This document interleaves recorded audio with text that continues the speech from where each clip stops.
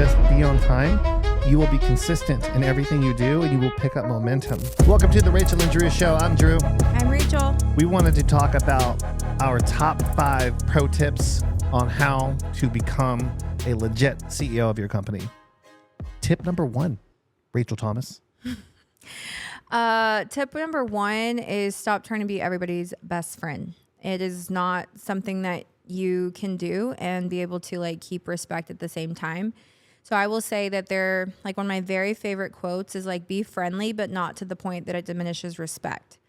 So when you really break down that sentence, you know, and you also maybe look inward as to like things that you have done, or maybe you've gone out with your team, or, you know, you've gone to hair shows and had a few too many drinks with, you know, the team and maybe overshared something. Like you can be you. Like, I want you to know that like I am 1000% myself in front of my team. I'm clear. I'll crack jokes. I, you know, tell them I love them. Like, you know, like I do all of those things, but I am not too friendly to the point that it diminishes respect, meaning where I blur the line of like employer and, you know, and friend. So I don't hang out with people outside of work. It's not that I don't want to. I can't, because I have to protect that relationship that we have. And I can tell you, I've seen so many salons like have walkouts or fail, or, you know, owners that have so much guilt and shame because they have gotten too close with their team and partied with their team or gone out clubbing with their team. I mean, guys, like Can't do it. you literally can't do it. Like you have to know that like when you are really truly like getting serious about really not just owning your business, but like it's like not just doing that. Anybody can own something. I own this freaking microphone. I own this jacket. I own this shirt. I own these headphones. Like you can buy something and own something. You build something and own something, or sign a lease.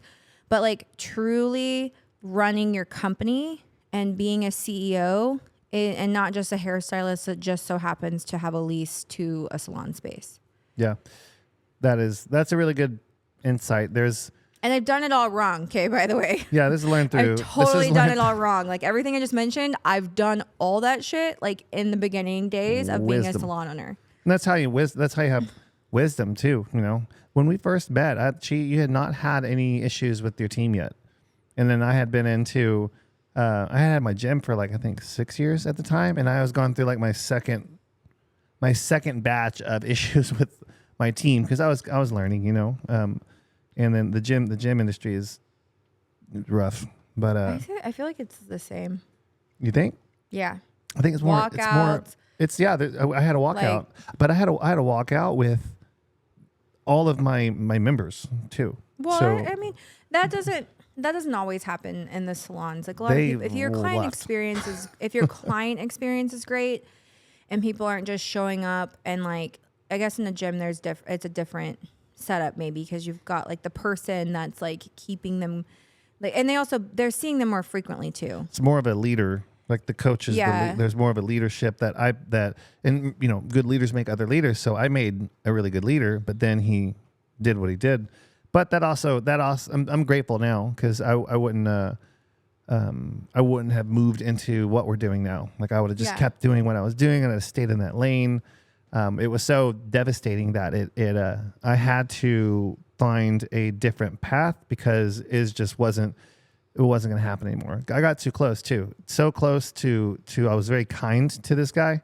And kindness isn't always good for business, which goes back to what Rachel was saying. I say tip number 2, be on time. Learn to be on time. Go to bed on time. Wake up on time. Show up to meetings on time, not early, because it's a skill. You know, it's hard. It's really hard. It is, you know, and I think what we like to do, and everyone's done this, is we like to get as much as we can done in the time that we have, but then we'll kind of cram it in, but then it'll mess up the flow of our day, you know? And that's just really coming from a, you know, like a scarce approach kind of thing. But most people can't be on time or dialed in. And it seems silly and seems simple, and it's kind of like an eye roll, kind of like a duh, Drew, got it, you know. But really think about it. You know, it's remarkable how how many people are like really dialed in, not perfect, but dialed in on your time, because things always happen. Things always happen. I now, especially with the traffic on the streets that we live on, like I just plan for a problem, and I always allow enough time for there to be a 30-minute, 60-minute problem. When you travel, like there's a 40, I think there's like a 45-minute buffer when you travel. So they tell you we're getting there early. So, but there's always that buffer time because in case they need that time when you're traveling, they can use it. I really try to live like that. But you would be shocked. I've talked to thousands and thousands and thousands of business owners and have had sales interactions with people. You would be shocked, maybe not shocked, but 90% of them cannot be on time. And they're just like, they're all over the place. Like they're like, oh crap. And they're on there. They got the call and they're like, we have they're like there's highlighting a video while taking a call about their business. And there's a video front that of their says client. or they're going to talk numbers and like they're I'm like, you want to, they're trying to scale, or they're having some issues with the business. And, we tell them in a video, I'll be in a private location. We want to really dive into your business and help out best way we can. Even if you come in with what we got going on, or if there's a better thing for you, we're really there to help. And so many people can't be on time. So if you can just be on time, you will be consistent in everything you do and you will pick up momentum. If you're not on time, then that chunk of time that you're late is going to keep pushing throughout your day. It's going to push into your weeks. It's going to push into your months, and it's just going to make your whole year sloppy, and harder. It's a lot harder to be behind all the time than it is to just be on time. And I think like in the industry, like when you are a hairstylist and like, if you're doing a color correction or you're doing something, you're trying to be a hero. You're trying to like do extra stuff for your client, yeah, sure, I can do that. And then what happens? It ends up making you run behind. And when you think about like you being late as a hairstylist, like with your own clientele that you're servicing, that is like also annoying for your client, but it also communicates to your other stylists that like, oh, I can do that too. She's late. She doesn't show up early. She's 45 minutes late to this appointment. Like it just communicates to other people like what's acceptable basically. So, and if that's the interaction you're having behind the chair, but then like, let's say you're showing up late for your own team meeting that you called and you planned, like what? Like start on time, start on the minute after the first, minute or two, like start that meeting, because what's going to happen is like, I don't care if not everyone's in the room, like you're starting the meeting. And the reason not everyone's in the room is because they know you're not going to start the meeting on the minute. Right.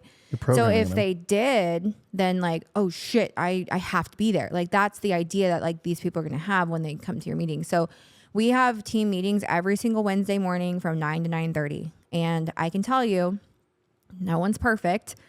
I would say about 80% of our team is there. The other 20% are late, and they're repeatedly late. And I know exactly which one's going to be late. And I love them, but I'm like, dude, just freaking leave earlier. Like this is every Wednesday. Like just leave earlier.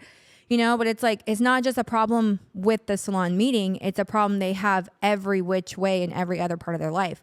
They're late to pick up their kids from school. They're late to daycare. They're late to, dinners. They're late to getting home from work. They're late to a movie. Like they're late to church. Like they're late everywhere. And it's like, I love my mom to pieces, but like growing up, this is like the thing. Like we were always late to everything, and that's just kind of the thing. So much so to the point where we actually, I believe my grandma had to tell my mom, like, oh, hey, family lunch is at 1:00. And it really was like at 2:00, but she would tell my mom 1:00 because then maybe my mom would be there by 2:00. So it's like, you just, you can't do that. It just doesn't work. And it doesn't allow for other people to like count on you, which if you are in a CEO leadership role, like your manager, like your freaking managers can't be late either. If you're in that role, like everyone is counting on you. And if you're late, the whole thing breaks. Yeah. Number three is stop doing one-to-one shit with everyone. Okay. I'm not saying that I don't enjoy having one-to-ones. Okay. I have a one-to-one every year with my leadership team. I don't do one-to-ones necessarily with my whole team anymore. And I'm going to tell you why. When you do one-to-one, number one, there's only one of you, okay? And as your business grows and you have more employees, you have more locations, you have other things you're doing, it could take you a freaking month to get through all your one-on-ones, okay? And that's kind of what my year looked like 2 years ago when I was still doing one-on-ones with everybody. And the reason I did it is because I want them to know I care, okay? Well, if you ask anybody in my team, do you think Rachel cares about you here? Do you think Rachel cares about your role or what you do here? Or do you think she they would say yes, because I engage with them. Anytime I see them, I'm engaged. I'm complimenting them. I'm talking to them. I'm understanding, what do you got going on this weekend? How's your life? What's happening? I'm so sorry to hear about your dad. Like I'm in the know of everything that's going on, but I don't have to sit there and have a 1-hour meeting with every single person, every single quarter, every single month to know what's going on with them. My managers can keep that pulse for me. And then I get to hear about all the things. I get to hear about everything that's going on. And then I'm making a conscious effort when I do see them in person each week that I connect with every single person in, at least 1 or 2 times at some point during my day there at that location. Yeah, that's huge. In the beginning, you're going to have one-on-one interactions with them, but there's a certain point where you got to be more efficient.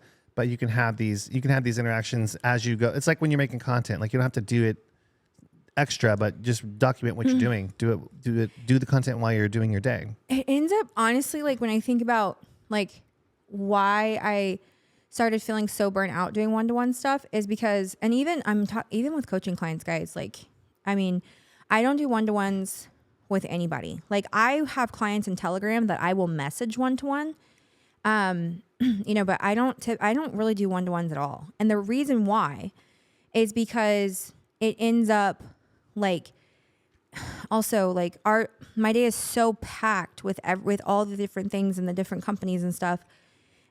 I can't show up my best if I'm doing a one-to-one. If I can be in a one-to-many type of setup, I can show up really freaking well for all of those people and I can get every single question answered.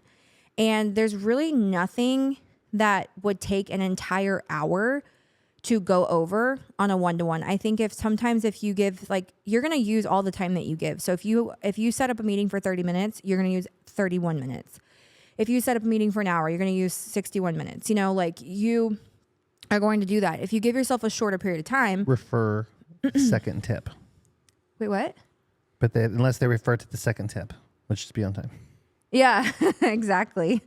So if you like give yourself that time, right? Oh, okay, we got an hour. We can chit chat. We can do this. We can go down a rabbit hole. We can just completely abandon the whole reason we got on this call and talk about something else. If you have a 15-minute time frame, you're going to like be intentional with your time and you're going to prepare, and that person will hopefully prepare for the meeting. So if you are in a season of life where you're still doing one-on-ones, or maybe don't have a manager and you aren't able to like insert somebody else between you and your other people, to be able to also like mentor and develop those people, your leaders, let them go have impact and lead the team. So that's kind of like the role that I'm in now. Is I don't have to do those things. Could I? Yes. Do I enjoy it? Yes, because I'm not doing like 60 of them anymore.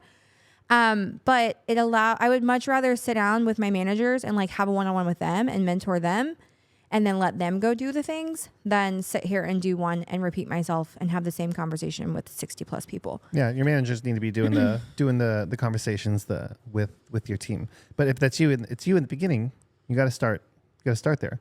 Yeah. But at a certain level, you do want to develop a leadership around you and lead those leaders to go have those conversations.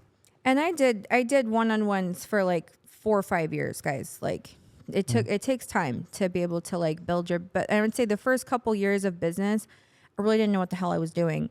And then I started when my life changed in end of 2017, my life changed. I became a single widowed mom overnight. I had to start thinking about my business differently. And that's really when I started to like, okay, I have a freaking hobby. This is a hobby. I'm a hobby hairstylist, and it might be impressive. I am doing $200,000 and $250,000 a year as a hairstylist, but my salon's like also my salon's making that money, but my salon has nothing, like they're not keeping anything. I have nothing to show for it. And I'm here every single day. I am the bottleneck of my business. And that's pretty much what was going on. And I had to get really, really serious about what, like, number one, I'm a one-woman show now, right? I don't have a partner. I don't have a spouse. I have 2 kids that I have to take care of by myself. I have to grieve. I have to do all these things. And how am I going to, now it may have seemed at first like, oh, great, things are going to be harder for you. And like, obviously things were harder and like things were definitely extremely difficult, but my business, like if my personal life was going to be harder, I had to make my business easier. And those are really some of the things that I focused on, is like how, like, where am I lacking? Where am I not showing up well? Where am I failing? Like, what things do I not know? What things do I not have in place? And like really started going down that journey.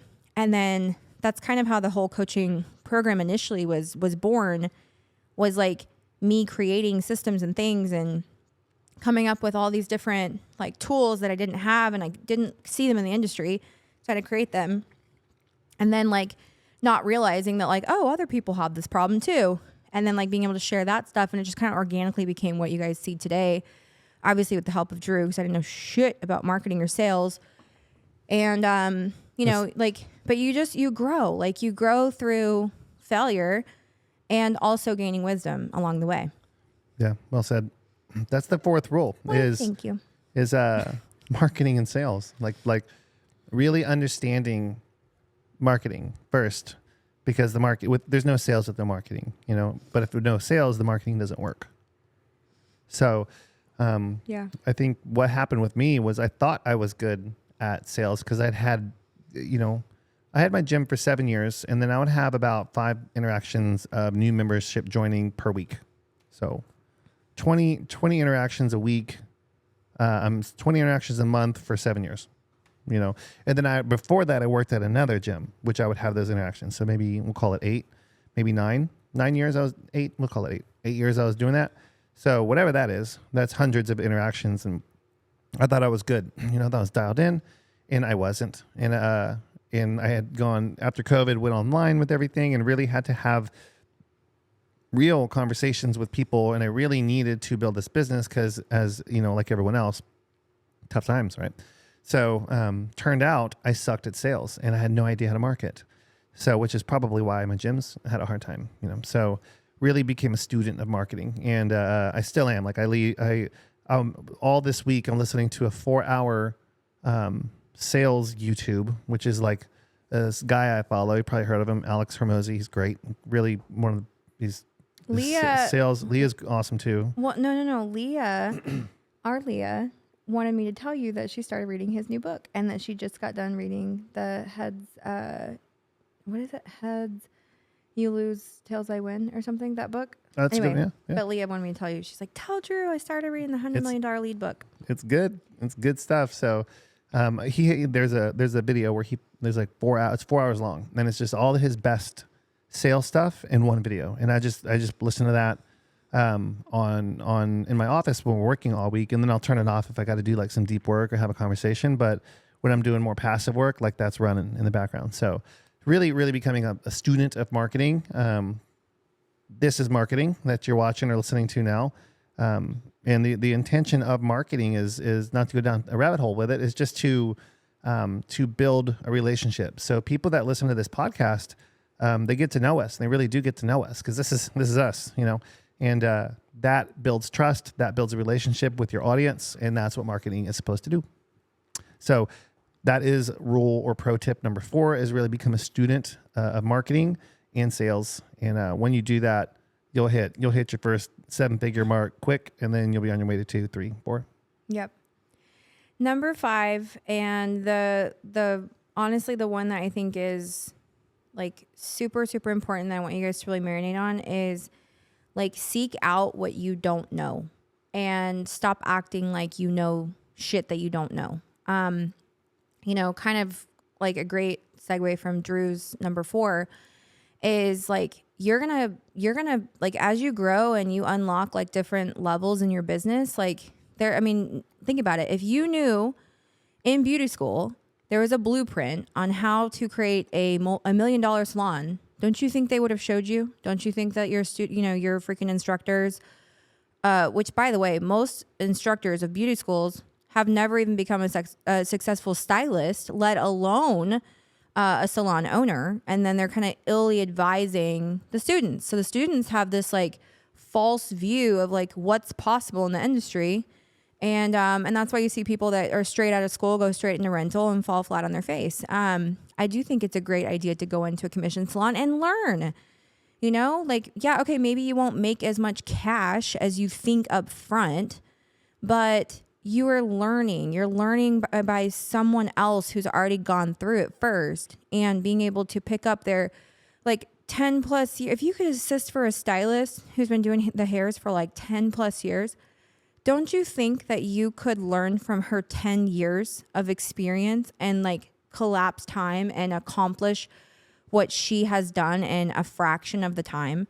You know, and if you are wanting to own a salon, if you're listening to this and maybe you don't own a salon yet, or you want to own a salon, don't you think that the best way to learn something like that is to learn from people who actually own salons and how they did it and what did they do wrong and how did they, what have they learned? Like, that's the kind of stuff that this whole podcast is about. We don't make a single dollar from this podcast. Not a nickel. Not even a penny.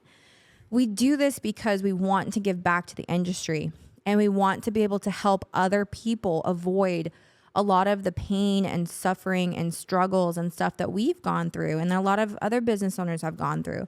So this is all like it's so much easier these days to be successful because if you're willing to put in the time, just listening to free shit like this, like you're listening to this, you're listening to Instagram, you're listening to maybe Alex Hermoso, like you're listening to like, you have all of this stuff that's at your fingertips, and just really consuming it and being a student and not having a huge ego about it, and just like, okay, like this isn't how I'm doing it, but obviously like maybe he or she knows a thing or two because they look like they know a thing or two.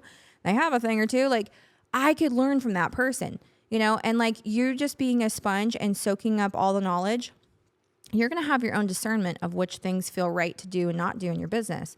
But learning and storing and downloading all this information, I think, is super helpful. So I never stop being a student, because that's so, so important.